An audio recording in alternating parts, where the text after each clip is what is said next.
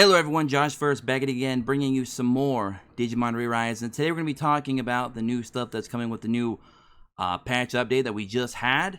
A lot of you are just now probably getting into the game, or trying to, so we're getting a new limited summon banner. Obviously it's going to be Shinegreymon. Now I've talked about Shinegreymon quite a bit in the Discord. I've always told people, hey, if Shinegreymon is going to be the next banner, I'm going to be personally skipping it, and I'll be telling you guys why I feel that it's worth skipping.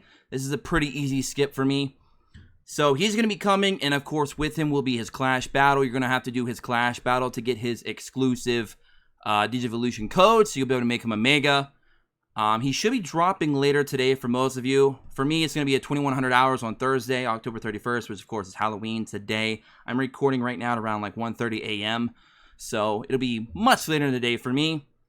Shinegreymon chain is finally here in the limited summon. Shinegreymon's main skill, Geo Great Sword, deals great damage with a single hit. Additionally, if status abnormality, burn, a change in the status with a set probability of occurring activates, your opponent's HP will slowly decrease with every action taken. So basically he's going to have burn on his S1. He's also, I believe, going to also get his own crit up as well. His S2 with sub-skill is going to be a semi-AoE, which means it's not going to attack all enemies, but it does attack more than one, so he will be attacking up to 4 enemies. Take down your foes in the main story with a single swoop. Its passive skill will also protect allied Digimon from enemies' poison attacks, which would be, I guess, okay for Minervamon, I suppose. Use the Shinegreymon chain to your advantage in various battles on your adventure. Featured Geogreymon, Shinegreymon chain, and then of course ReArise Shinegreymon chain. Get a Digimon that can Digivolve into Shinegreymon, featured Digivolution chain, Shinegreymon chain, Geogreymon, ReArise. Obviously they're just saying that you can summon it as an ultimate or a champion. Same old that you're going to see in all these banners.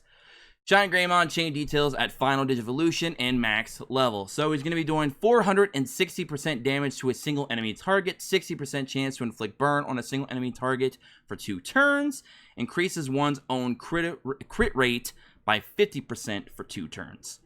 Now, that is his S1. Now, his sub-skill, his S2, is 160% damage to 4 enemy targets, increase all allies' counter rate by 20% for 2 turns.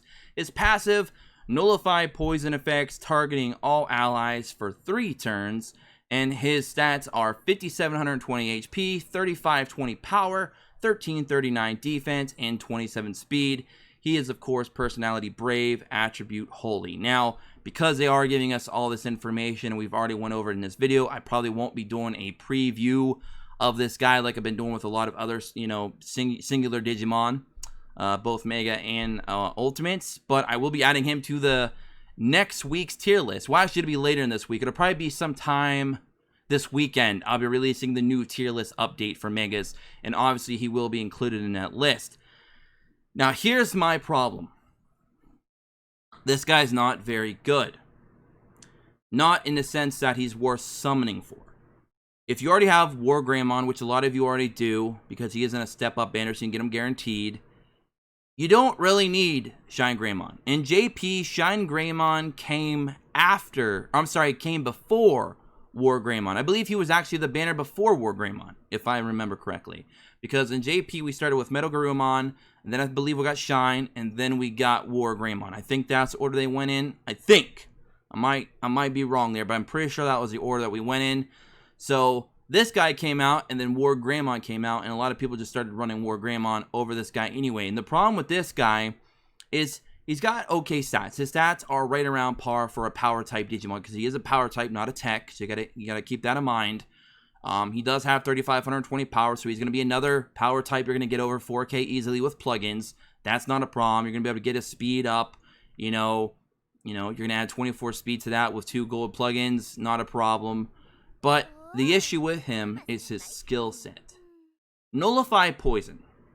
That's not a passive that you're going to make too much use of. Obviously, it'll help against Minervamon, which Minervamon is in the meta right now.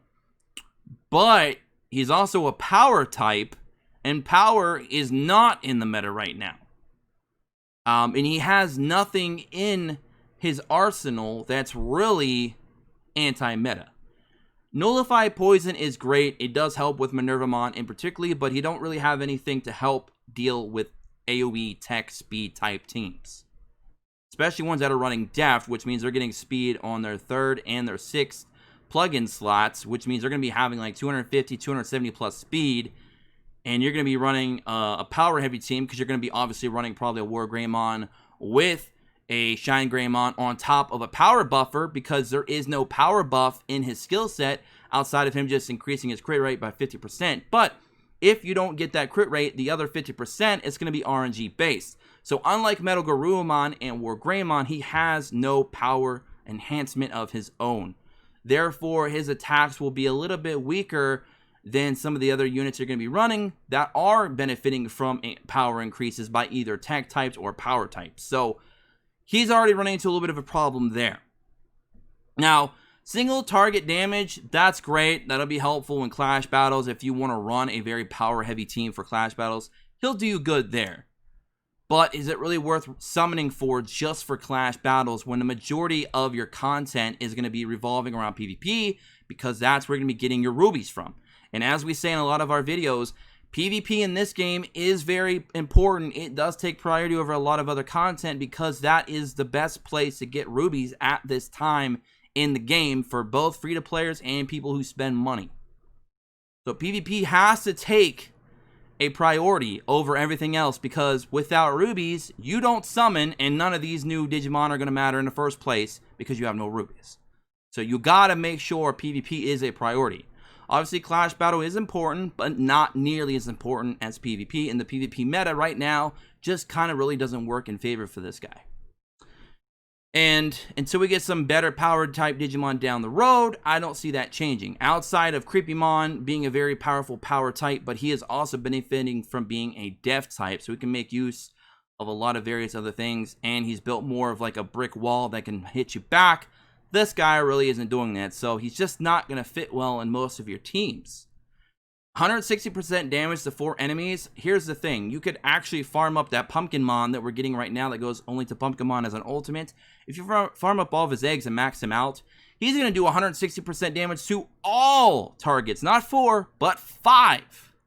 And he's running a very anti-meta skill on that as well, where he's lowering tech types damage by 30%. So that Pumpkinmon, maxing him out would be more beneficial to your PvP team than summoning for Shinegreymon. Again, his single target attack is nice. It's got a DOT on it. It's got 60% chance to burn. It's got a crit rate up. Again, if you don't get that to 100% with plugins, that will be RNG based, unlike a guaranteed power up that both Metal Garurumon and Wargreymon have, which is very beneficial. Matter of fact, Metal Garurumon has both crit rate up and attack up. So there you go. And then nullifying a poison just is not going to be that useful, because it might help against, Minervamons, but poison really isn't one of the things that you're trying to deal with. You're mostly trying to deal with sleep. You're trying to deal with shock. You're trying to deal with stun. Any kind of CC, crowd control, lockdown, that's what you're really trying to avoid. Poison and burn, not so much. It's the lockdown skills that you need to try and get around, and of course, his passive isn't helping in that regard. And the fact he is going to be a pure, brave, power type Digimon, he's going to have a team built around him, or he's going to get killed quickly, because his HP is not going to be nowhere near as high as some of the tech types, and especially the def types that are all very high in HP and can get that high speed, like we said, with the 3 and 6 plugins on top of the 1 and 2 slots. So they have 4 potential plugins with speed on them, and they're just going to sit there and just wail on you. And his S1 is only a single target, and we're in more of a semi-AoE to AoE speed meta. So one of his skills, it's just single target. And Wargreymon also has that same problem where he has a really strong single target, but he is already falling out of the meta as well. So this guy is not going to do your teams any good, just not worth summoning for, in my opinion, guys. Hopefully I gave you guys enough points to give you guys an idea of what, you should think about, because I want you to think for yourself. If you want to summon or not, that's up to you 100%. If it's just for a pure collection, you want to do that, by all means, go for it.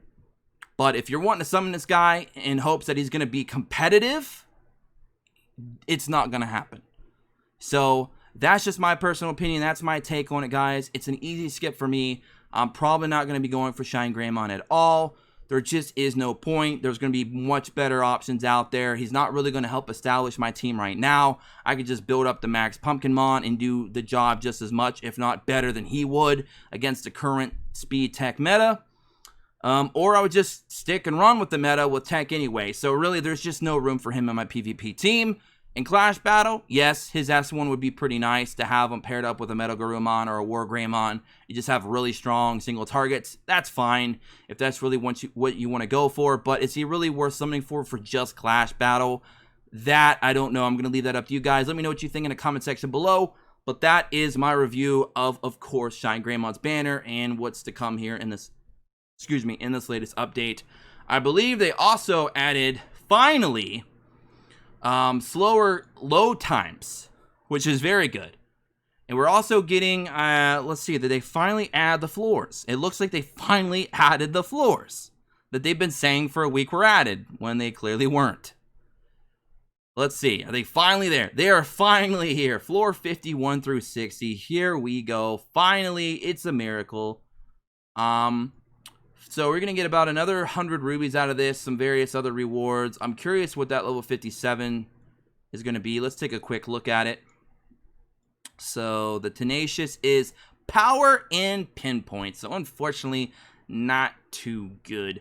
Pinpoint is very underrated and is very good, especially if you're putting it on the right type of Digimon like Piedmon. But unfortunately, this cannot go on a Piedmon because this is for Tenacious. And I can't really see a need for this on Tenacious Digimon at the moment. So this really isn't a good one.